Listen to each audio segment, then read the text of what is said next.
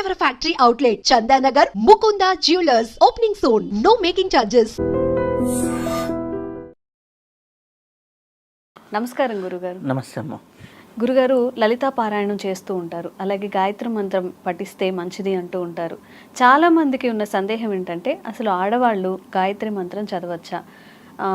కొంతమంది చెప్పేది ఏంటంటే చదవకూడదు అని చెప్తున్నారు. అసలు గాయత్రి మంత్రం చదివితే ఎలాంటి ఫలితాలు కలుగుతాయి? ఎవరెవరు గాయత్రి మంత్రాన్ని పఠించవచ్చు? మీకు అద్భుతమైన గ్రంథం గురించి నేను చెప్తా. గాయత్రి మహావిజ్ఞానం పండిత శ్రీరామ శర్మాచార్య గారు రాసినటువంటి 3 వాల్యూమ్స్ ఉన్నాయి. ఆ గ్రంథాన్ని చదివిన వాళ్ళకి ఈ డౌట్లు ఏవి ఉండవు. ఓకే, ఎందుకు అంటే గాయత్రి అనేది మగవాళ్ళకే కాదు, మీకు నార్త్ ఇండియా సైడ్ వెళ్తే మన జంజాలు వేసుకుంటారు కదా బ్రాహ్మిన్స్, వీళ్ళు ఆడవాళ్ళకు కూడా జంజాలు ఉంటాయి తెలుసా? మనకు సౌత్ ఇండియాలో ఉండవు, నార్త్ ఇండియాలో ఉంటాయి. ఎందుకు ఉండవు అంటే దీంట్లో చరిత్రలో చాలా పెద్ద స్టోరీ ఉంది. మనకి ఇటుపక్క అంతా కూడా ఈ రాష్ట్రాల్లో ముస్లిం పాలన ఎప్పుడైతే వచ్చిందో, ఢిల్లీ ఈ కింది భాగంలోకి వచ్చినప్పుడు, ఆ ముస్లిం పాలన వచ్చినప్పుడు జంజాలు వేసుకునే వాళ్ళందరికీ శిస్తు కట్టాలి అనేది వచ్చేది. అప్పుడు శిస్తు కట్టడానికి వెళ్ళినప్పుడు అప్పుడు ఆడవాళ్ళు ఎవరైతే మంచిగా ఉంటారో వాళ్ళని లాక్కొని వెళ్ళిపోయేవాళ్ళు. ఓకే, సో జంజం వేసుకుంటే ఇంత ప్రాబ్లమా అని ఎక్కడైతే ఇబ్బంది ఉంది అనే ప్రాంతం అప్పుడు జంజాలు తీసేశారు. 16th సెంచరీకి ముందర ఉండేది. మీకు కావాలంటే మీరు చూడండి, ఏ అమ్మవారి పూజలో కూడా మనం యజ్ఞోపవీతం మంత్రం చెప్పకుండా చెప్పం. అవును కదా. అప్పుడు యజ్ఞోపవీతం ఆడవాళ్ళకి లేకపోతే అమ్మవారి పూజల్లో కానీ ఎక్కడా కూడా యజ్ఞోపవీతం చెప్పకూడదు కదా. షోడశ మన 16 సంస్కారాలు, పుట్టుక నుంచి చనిపోయే వరకు 16 సంస్కారాలు ఉన్నాయి. 16 సంస్కారాలే అంటారు. లేడీస్కి 15 సంస్కారాలు అనరు కదా. ఎందుకు? యజ్ఞోపవీతం లేదని చెప్పాలి కదా.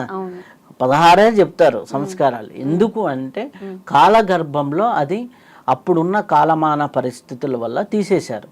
కానీ నార్త్ ఇండియాలో చాలా ప్రదేశాల్లో యజ్ఞోపవీతం ఉంది, గాయత్రి ఉపదేశం ఉంది. ఆడవాళ్ళకి కూడా జంజం వేస్తారు. కానీ మన సౌత్ సైడ్ అయితే అది లేదు. కాకపోతే స్త్రీలు అన్నప్పుడు మనకి గార్గి దగ్గర నుంచి కానీ సావిత్రి అమ్మ అంటే సతీ సావిత్రి గారు ఎంతో మంది మహాసాధ్వీమణులు గాయత్రి ఉపాసన చేసిన వాళ్ళే. ఓకే, గాయత్రి స్త్రీతత్వమే. కాకపోతే ఏంటంటే గాయత్రి విశ్వశక్తిని ఈజీగా అబ్జర్వ్ చేసుకుంటుంది. ఆ విశ్వశక్తి వచ్చినప్పుడు వీళ్ళు హ్యాండిల్ చేసే సామర్థ్యం కూడా ఉండాలి. అంటే హ్యాండిల్ చేసే సామర్థ్యం అంటే నీకు పవర్లో మనకి హీటర్ పెట్టాం, వాటర్లో పెట్టాం, అది ఎట్లా పోయి ఎట్లా పట్టుకుంటే షాక్ కొడుతుంది. ఇలా షాక్ కొడుతుంది అని తెలిసినప్పుడు తెలిసి తెలియక ఎందుకు చేస్తారా అనేసి ముఖ్యంగా ఆడవాళ్ళని గాయత్రి చేయొద్దు అని కొంత ప్రచారం అయితే జరిగింది. అది తర్వాత మూఢ విశ్వాసంగా మారిపోయింది. ఎలా చేయాలో ఎడ్యుకేట్ చేయాల్సిందే పోయి అసలు చేయకూడదు అనేది వచ్చేసింది. అయితే ఎందుకు అంటే గాయత్రి మంత్రం అనేది ఊర్ధ్వరేతస్సు ప్రక్రియ. ఊర్ధ్వరేతస్సు అంటే మన శరీరంలో ఉన్నటువంటి ఎనర్జీస్ని బ్రెయిన్కి తీసుకెళ్లేటటువంటి ప్రక్రియ. స్త్రీలలో వచ్చేటటువంటి ఈ నెలసరి ఈ ప్రాబ్లమ్స్ అన్నీ కూడా అధోరేతస్సు ప్రక్రియ. ఈ అధోరేతస్ ఎప్పుడైతే కిందకి ఉంటుందో అప్పుడు అట్లాంటి సమయాల్లో చేసినప్పుడు ఆటోమేటిక్ కొద్దిగా డిస్టర్బెన్సెస్ క్రియేట్ అయ్యేదానికి అవకాశం ఉంది, ఎనర్జీస్. దానివల్ల ఎక్కువ సఫర్ అయ్యేదానికి ఆస్కారం ఉంది. కాబట్టి గాయత్రిని చెయ్యొద్దు అనేది ఇది. అంటే కొన్నిసార్లు చేయొద్దు అనే కన్ఫ్యూజన్ ఎందుకు, ఆడవాళ్ళు చేయకండి అనేది పెద్దవాళ్ళు చెప్పుకుంటూ వచ్చారు. కానీ గాయత్రి చేయటం వల్ల ఏంటంటే సూర్యునితో కనెక్టివిటీ వస్తుంది. సూర్యునితో ఎప్పుడైతే కనెక్టివిటీ వచ్చిందో సన్ ఎనర్జీ మన బాడీలోకి రావటం వల్ల ఆటోమేటిక్గా ఏమవుతుంది అంటే వారికి కావాల్సిన ఆరోగ్యం ప్రాప్తిస్తుంది, వారికి కావాల్సినటువంటి కీర్తి ప్రతిష్టలు గుర్తింపు వస్తుంది, వారికి కావాల్సినటువంటి అన్నీ కూడా లభించడం అనేది జరుగుతూ ఉంటుంది. 24 అక్షరాల గాయత్రి మంత్రంలో 24 అక్షరాలు ఎవరైతే చేస్తారో వారికి చాలా అద్భుతమైన ఫలితాలు ఉన్నాయి. అలాగే ఆ 24 అక్షరాలు పెద్ద పెద్ద యోగులు దాన్ని 32 అక్షరాలుగా చేస్తారు. అలాగే నవార్ణవ గాయత్రి అని ఉంది. అలాగే గాయత్రి మంత్రానికి ఆవుతులు కలుపుకుంటే సావిత్రి మంత్రంగా ఉంది. ఓకే, గాయత్రిని ఎన్నో రకాలుగా ఉపయోగించవచ్చు. ఓకే, చాలా మందికి ఇది తెలియదు.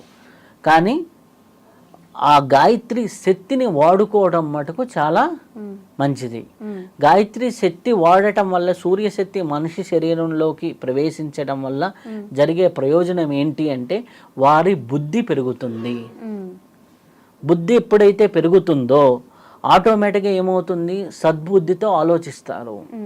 సద్బుద్ధితో ఆలోచించినప్పుడు వారికి ఏమవుతుంది, విచక్షణ వివేకము అనేది ఎక్కువగా ఉంటాయి. విచక్షణ వివేకం ఎప్పుడైతే ఎక్కువ అవుతాయో ఆటోమేటిక్గా ఏది చెయ్యాలి ఏది చేయకూడదు అనేటటువంటిది వస్తుంది. ఇప్పుడు ఫర్ ఎగ్జాంపుల్ స్కూల్ దగ్గరికి వెళ్ళారు, ఎవరో బాగా అందరూ కలిశారు, ఫ్రెండ్స్ అందరూ 10th క్లాస్ ఇంటర్మీడియట్, సిగరెట్ తాగుదాం అన్నారు. వీడు బుద్ధి ఏమనాలి, వద్దు అని చెప్పాలి. మనసు ఏమంటుంది, ఎలా ఉంటుందో అంటుంది. మనస్సు ఎలా ఉంటుందో అని టెంప్ట్ చేస్తుంటుంది, బుద్ధి వద్దంటుంది. దేనికి ఎనర్జీ ఎక్కువ ఉంటే అది పనిచేస్తుంది. అందుకనే చిన్నప్పటి నుంచి వాళ్ళకి సాధన చేస్తూ ఉంటే ఈ బుద్ధి అనేది పెరుగుతూ ఉంటుంది. ఎంత బుద్ధి పెరుగుతూ ఉంటే వాళ్ళకి ఈ లోభత్వంలోకి పడరు, ఎటువంటి చెడు అలవాట్లోకి పడరు, ఎటువంటి తత్వంలోకి పడరు.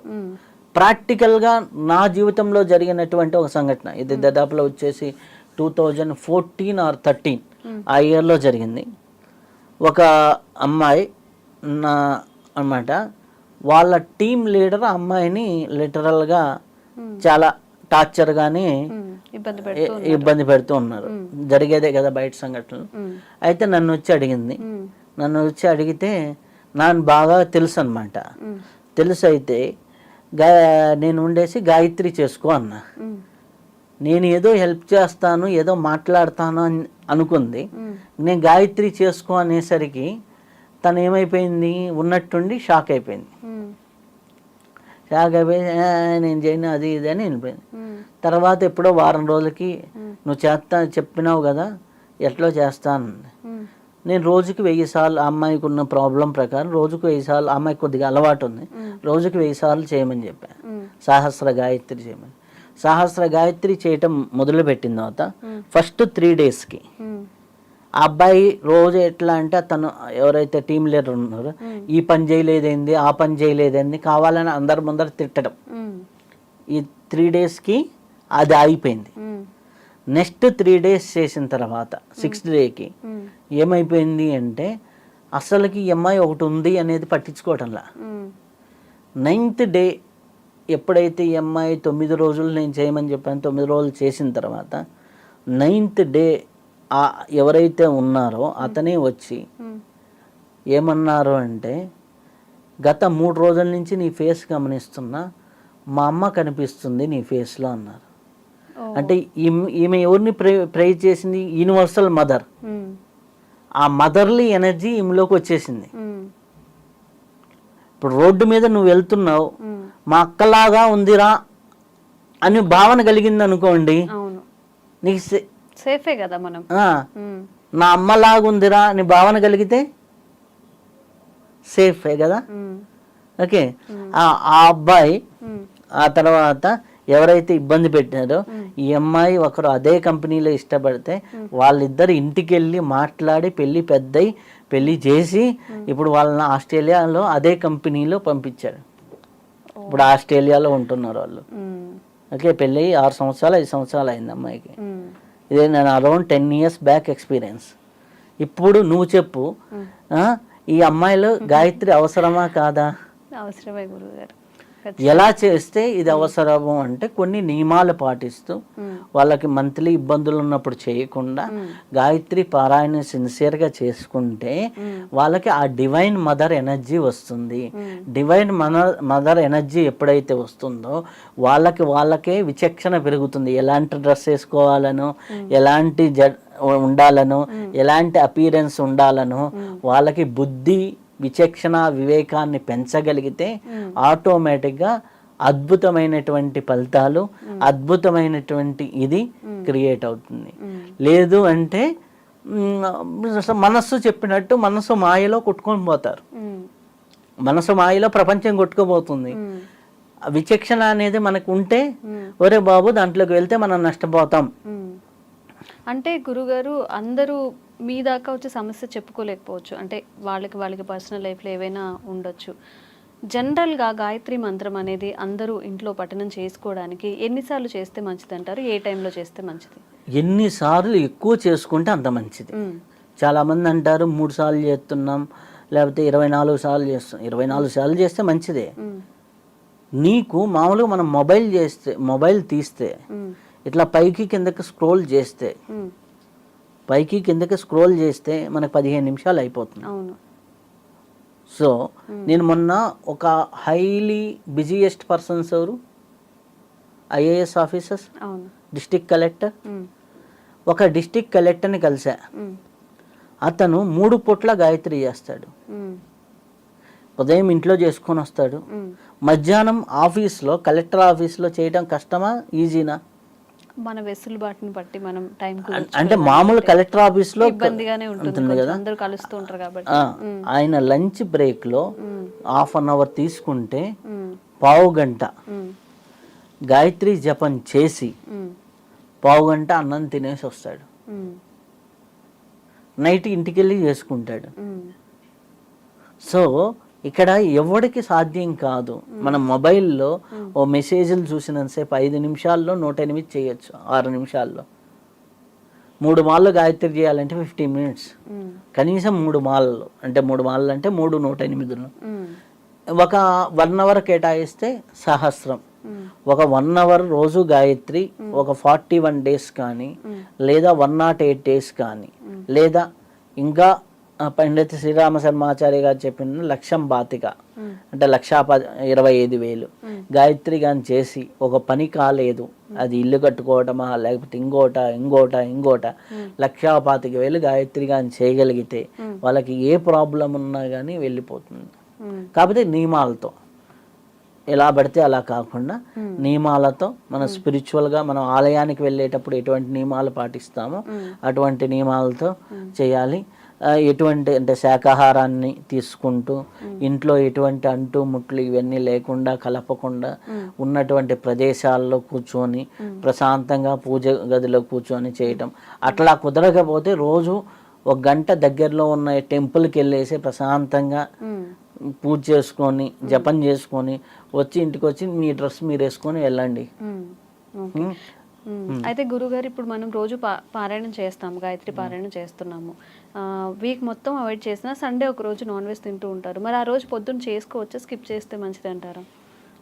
అంటే ఎనీథింగ్ మంత్ర జపం, ఎనీథింగ్ పారాయణ, ఎనీ సాధన, అసలు మనిషి అన్నవాడికి నాన్ వెజ్ పనికిరాదు.